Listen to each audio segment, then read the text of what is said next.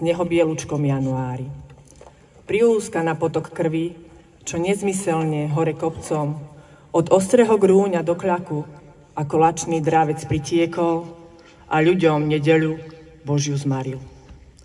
Povodeň vlčia strhla hrádze, čistý svet drevorúbača Petra komínom vyletel z ťasadze, sťa kúsoček priadze ženinej, sťa detský sen, čo vzala Pavlínke a obrátila ho navždy chrbtom k nej. Bolesti odlietajú nad vtáčnik, topia sa ako každý nový biely sneh. Čas v našich srdciach vyhládza dychom drsné korytá. Spomienky ale silou držia žitia breh, aby sa človek ľudí nezabudol pýtať. Však je tá smutná socha už posledná. Vážené dámy, páni, vzácni hostia, milí spoluobčania a milá mládež. Dovolte mi, aby som v mene starostu obce a obecného zastupiteľstva Ostrý Grúň otvorila pietné spomienkové zhromaždenie, ktoré sa koná pri príležitosti 80. výročia vypálenia a vyvraždenia obcí Ostrý Grúň a Kľak. Presne pred 80 rokmi bola nedeľa ako dnes. Pokojné nedeľné ráno občanov našej doliny zmenila na horor a obrovskú tragédiu nemecká jednotka Edelweiss, ktorá vtrhla do dediny a zastrelila 64 nevinných bytostí, 12 detí, 6 starcov, 25 žien a 21 mužov. Z tejto skupiny sa 9 podarilo po odchode fašistov napriek ťažkým zraneniam zachrániť. Dnes už nežije nikto z nich. A preto svedectvo skazy, hrôzy musíme pre ďalšie generácie podávať my, žijúci potomkovia tejto malej dedinky pod Vtáčnikom. Tragické udalosti 21. januára 1945 nechali po sebe stopu hrôzy a utrpenia, ľudského nešťastia a smrti. Dnešnou pietou chceme si uctiť pamiatku našich nevinných spoluobčanov, ktorých životy vyhasli 21. januára 1945 a povedať celému svetu, že vojna, násilie nepatrí do života ľudí. Za nás všetkých, čo sme sa tu zišli, vyslovujem želanie. Nech tragické udalosti Ostrý Grúň a Kľak sú stálym varovným mementom aj pre tých, ktorí vojnu a jej hrôzy nezažili, a vyslovujem nádej, že ani nikdy nezažijú. Nech naše srdcia sú príbytkom lásky človeka k človeku, pretože len v miery budeme môcť pokojne pracovať a šťastne žiť. Veľmi si ceníme vašu prítomnosť, že ste dnes tu. Všetkých vás srdečne vítam. V mene starostu obce, pána Jána Adamova, dovoľte, aby som medzi nami privítala vzácnych hostí. Prezidenta Slovenskej republiky, pána Petra Pellegriniho,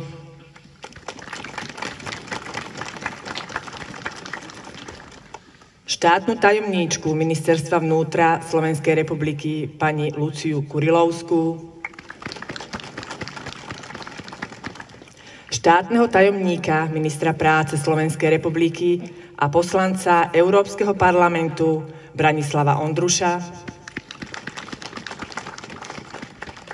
predstaviteľa politickej strany Demokrati pána Eduarda Hegera, veliteľa vzdušných síl ozbrojených síl Slovenskej republiky, brigádneho generála pána Martina Kuterku, podpredsedu Banskobystrického samosprávneho kraja pána Jána Beliaka a poslanca Banskobystrického samosprávneho kraja pána Maroša Skopala, priamych účastníkov tragických udalostí pani Emíliu Šuriansku, pána Ivana Maslena, pána Emila Frelicha a pána Jána Michalova, primátorov a starostov okolitých miest a obcí, starostu a místostarostu z družobného mesta Napajedla, zástupcov štátnej správy a samosprávy, predstaviteľov zväzov, občianskych združení, cirkví a politických strán. A vítam vás, naši rodáci, vítam vás, našich spoluobčanov a vítam vás, všetkých ľudí dobrej vôle. Poprosím starostu obce pána Jána Adamova o úvodný príhovor.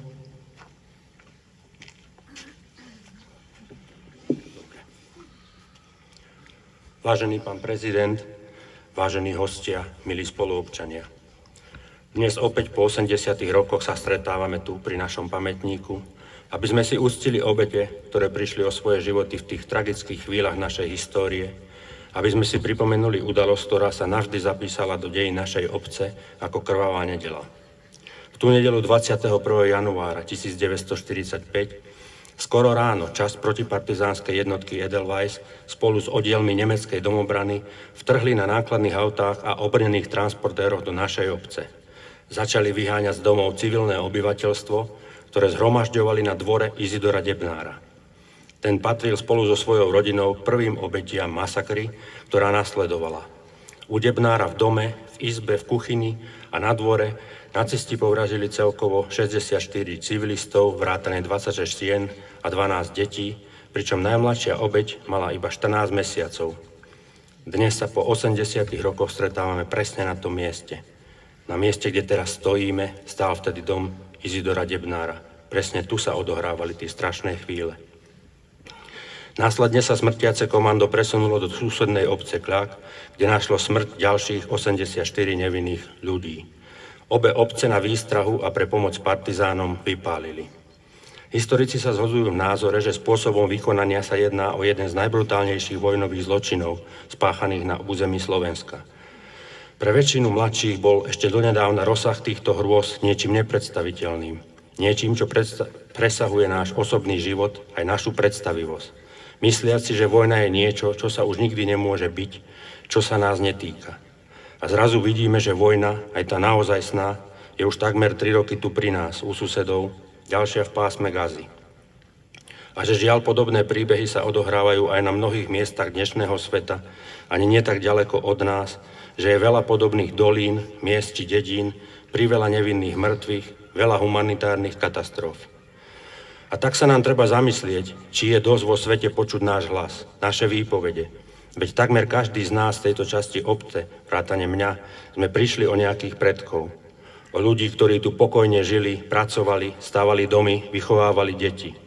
O živote ktorých rozhodli územné a ideologické ambície veľmocí, povzbudzovanie a pripomínanie starých krívd a nepriateľstiev, hospodárska kríza, náboženská či rasová neznášanlivosť. Toto všetko viedlo k rozmachu a podpore extrémistických hnutí naprieč Európou a vypuknutiu celosvetového konfliktu na konci 30. rokov minulého storočia. O chvíľu tu máme 30 roky ďalšieho storočia a vidíme, že ľudstvo je nepoučiteľné. Rivalita medzi veľmocami sa prehlbuje v regionálnych konfliktoch, pretekoch zbrojení a diplomatickej konfrontácii. Do toho sa mieša ekonomická nerovnosť, klimatické zmeny a rýchly technologický pokrok, spojený aj so šírením dezinformácií, ktoré prispievajú k polarizácii a oslabujú dôveru v inštitúcie, médiá a medzi ľuďmi navzájom. Politici často využívajú stratégiu polarizácie na mobilizáciu svojich voličov.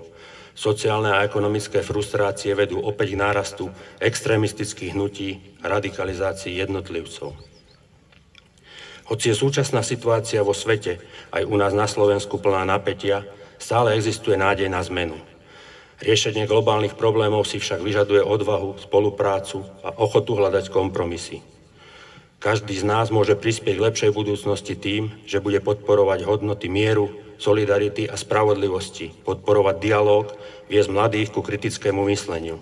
V čase, keď sú rozdiely medzi ľuďmi často zdôrazňované, je dôležité hľadať cesty, ako objaviť to, čo nás spája.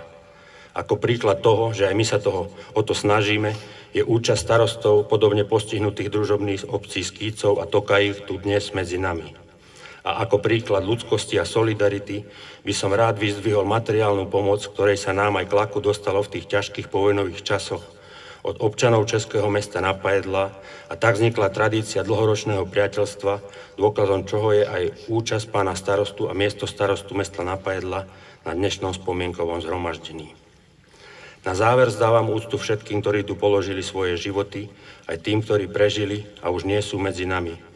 Je pre nás všetkých cťou, že čestné miesto tu dnes medzi nami zaujali poslední žijúci priami účastníci týchto udalostí, pani Šurianska a pani Frölich, Ivan Maslen a pán Jan Adamov. Ďakujem za pozornosť.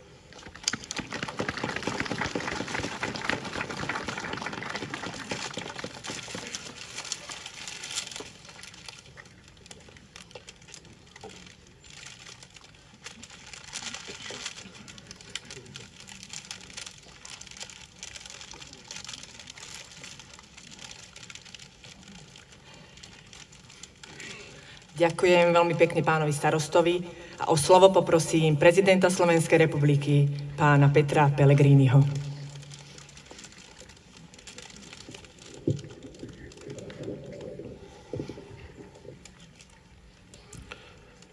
Drahí priami účastníci tragických udalostí v Ostrom Grúni, vážený pán poslanec Európskeho parlamentu, vážená pani štátna tajomníčka, príslušníčky a príslušníci ozbrojených síl Slovenskej republiky, ctení hostia, dámy a páni.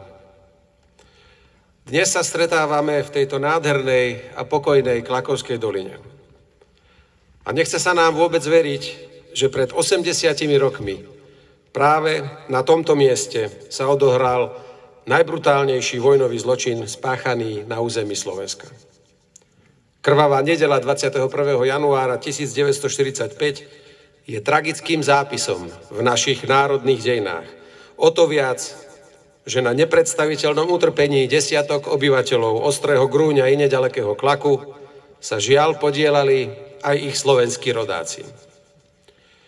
Počínanie katov tu v Ostrom Grúni nebolo dielom náhodného šialenstva, ale chladnokrvne premyslená a pripravená hromadná vražda. Nacisti a ich prisluhovači obklúčili dedinu a postupne, tak ako spomínali moji predrečníci, vyháňali obete na dvor a postupne ich všetkých pozabíjali. Z celej obce prežilo len 9 obyvateľov, väčšinou ukrytých pod mŕtvými telami obetí. Po tejto hromadnej vražde podpálili nacisti 128 domov a presunuli sa do vedľajšieho Klaku. Ešte dnes nás premáhajú slzy, keď si uvedomíme, koľkým ľuďom nebolo dopriaté dožiť sa blížiacej sa slobody. Ešte dnes nás mrazia svedectvá pamätníkov, ktorí zázrakom prežili. Ako by nacistickí okupanti a ich prisluhovači chceli doslova v poslednej chvíli pridať k čiernej štatistike vojnových obetí ďalšie zmarené ľudské životy. Chcem zdôrazniť to, čo som pred pár dňami povedal pri podobnej príležitosti v Nemeckej. Toto, dámy a páni, je výsledok nenávisti, ktorá najprv rozvráti celú spoločnosť a potom svoju agresivitu obráti aj navonok. Sem vedú všetky povzbudenia k násilným riešeniam, sem vedie burcovanie vášní a útok na najnižšie ľudské pudy.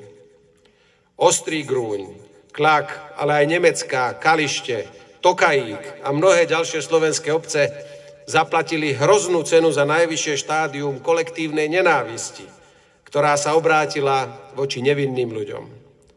Táto nenávisť sa zrodila v hystérii, vyvolanej najprv len slovnými prejavmi, potom demonštráciou moci a napokon priamou a otvorenou agresiou.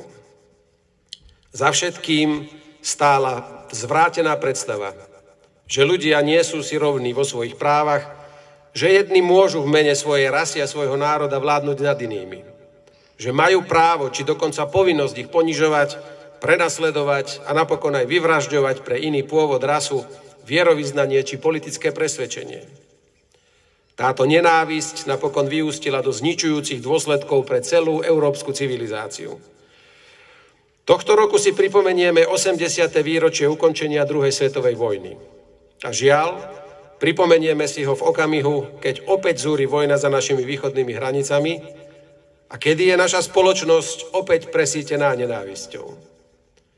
Varujem z tohto miesta všetkých, ktorí vyvolávanie nenávisti pochopili ako nástroj na vlastnú politickú moc.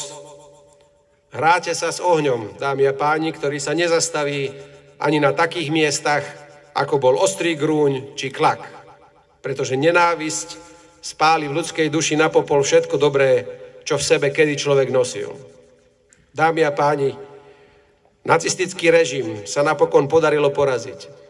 Aj vďaka hrdinom Slovenského národného povstania, vďaka udatnosti a chrabrosti našich vojakov a osloboditeľov z tedajšieho Sovietskeho zväzu, Francúzska, Rumunska i ďalších krajín.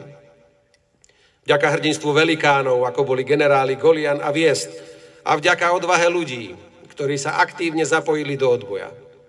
Napokon aj kniha spomienok na tunajšiu tragédiu nesie názov Život v Ostrom Grúni zvíťazil.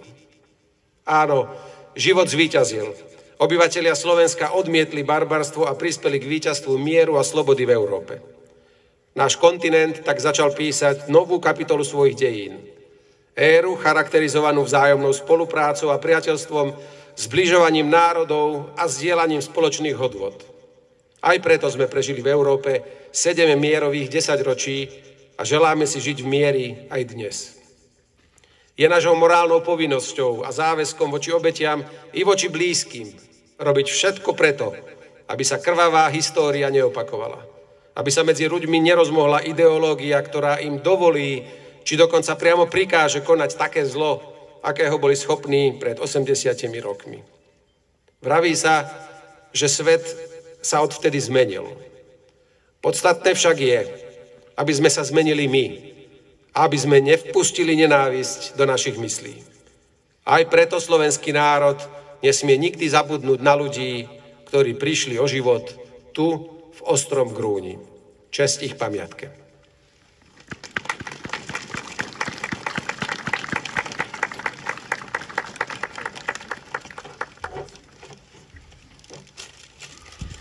Ďakujem veľmi pekne pánovi prezidentovi a o slovo ešte poprosím predsedu občianskeho združenia Slovenského protifašistického hnutia pána Stanislava Mičeva. Vážený pán prezident, milí priatelia, v čase, keď som písal tieto riadky, vonku padal mäkký sneh. Pri pohľadne z okna som videl poletujúce snehové vločky a prírodu Harmanickej doliny.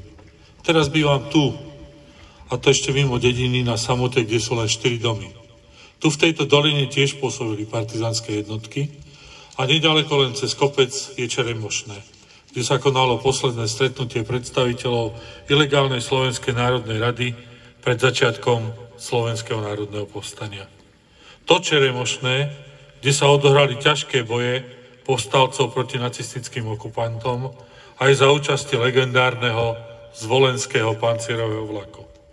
Nedaleko odtiaľ utrpel ťažké zranenia môj priateľ Vladimír Strmeň. Harmanické papierne sú známe aj tým, že do povstaleckej armády a k partizánom sa pridali stovky ich zamestnancov, v okolí je veľa obcí, ktoré pomáhali protifašistickému hnutiu. Prečo to hovorím? Lebo Slovensko v druhej polovici roku 1944 a začiatkom roku 1945 bolo revolučné a trochu nadnesené možno povedať, že tu strieľal každý strom. Ťažké bolo všetko aj pre civilné obyvateľstvo, a to hlavne v podhorských oblastiach. V horách sa organizovali partizánske oddiely a dediny a osady sa na mnohých miestach snažili pomáhať ako mohli. Pre civilné obyvateľstvo to bolo ťažké obdobie. Obyvatelia podhorských obcí sami trpeli nedostatkom. Zásobovanie partizánov bolo komplikované a nebezpečné. Nacisti a ich pomáhači sliedili, udávali a nie málokrát tieto ich výčiny skončili tragicky. Otázkou zostáva, prečo bolo pre nacistov a ľudákov dôležité na zrejmom konci vojny páchať zverstvá, ktoré sa udiali aj na týchto miestach. Ostrý Grúň a Kľak nie sú ojedinelými represáliami v podhorských obciach a osadách. Je ich do 130. Intenzita a krutosť však tejto doliny akoby nemala medze. Nechcem na tomto mieste hovoriť o faktoch, ktoré tu väčšina z vás pozná. Veľa sa o tom napísalo a veľa sa o tom hovorilo. Osobné svedectvá sa zachovali vo všetkých tunajších rodinách. Pohľady sú samozrejme rôzne, podstata však zostáva nezmenená. Vojna prináša násilie, vraždy a plínenie. Tak to bolo aj na iných miestach Slovenska. Obeťami boli bohužiaľ aj starci, ženy a deti. Starci, ktorí nielen túžili pokojne dožiť svoju prácou naplnený život, ženy, ktoré sa len chceli vychovať svoje deti a starať sa o svojich rodičov, deti, ktoré mali všetko len pred sebou. Tak to malo byť, ale v mnohých prípadoch nebolo. Nebolo náhodou, že to bolo v nedeľu. To bola taktika, ktorú fašisti opakovali vediať, že v nedeľu bývajú rodiny pospolu. Dlho som uvažoval o tom, prečo sa to zbytočné vraždenie na konci vojny dialo. Týmto akciám bolo jediným zo základných znakov aj plienenie a krádeže.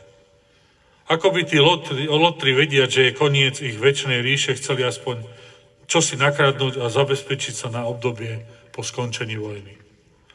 Alebo to bol fanatizmus a efekt nadradenosti, kde obete represálie aj tak boli len menej cenné osoby. Na týchto miestach vraždili príslušníci protipartizánskej jednotky Edelweiss. Kto boli ich príslušníci? Nemci, občania niekoľkých národností z bývalého Sovietskeho zväzu a pravda, že aj Slováci. A kto boli príslušníci partizánskych oddielov v tejto oblasti? Občania Sovietskeho zväzu, Nemci a Slováci. Veru tak. Toto prináša vojna.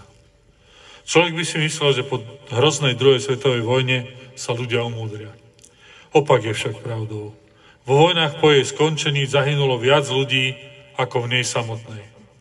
Aj teraz vojny zúria na mnohých miestach. Je v podstate jedno, či je to od nás ďaleko, alebo len niekoľko 100 kilometrov. Aj u nás sú rôzne názory na odboj, samozrejme líšia sa na základe osobných skúseností. Treba však jednoznačne vedieť, to je agresor a okupant a kto sa bráni. Tak to bolo pred 80 rokmi a tak je to aj teraz. Agresor je ten, ktorý napadne a okupuje cudze územie.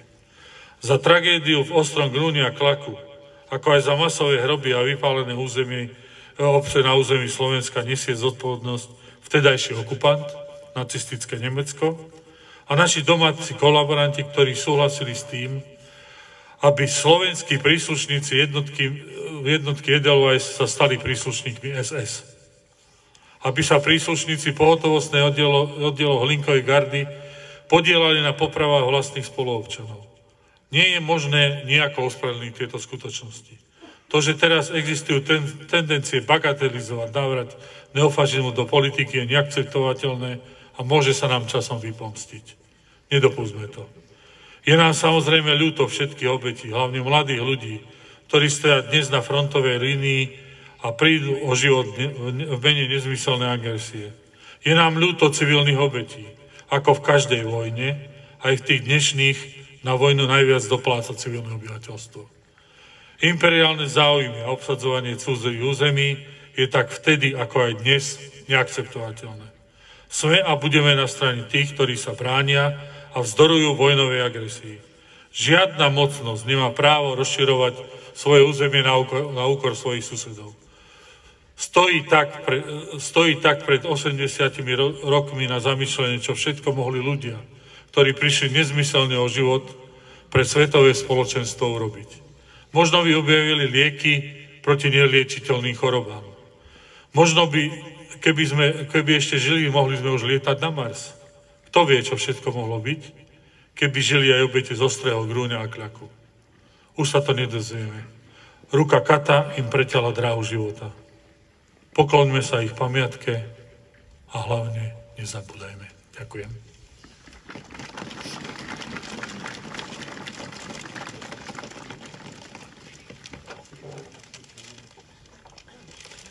Ďakujem pekne za príhovor.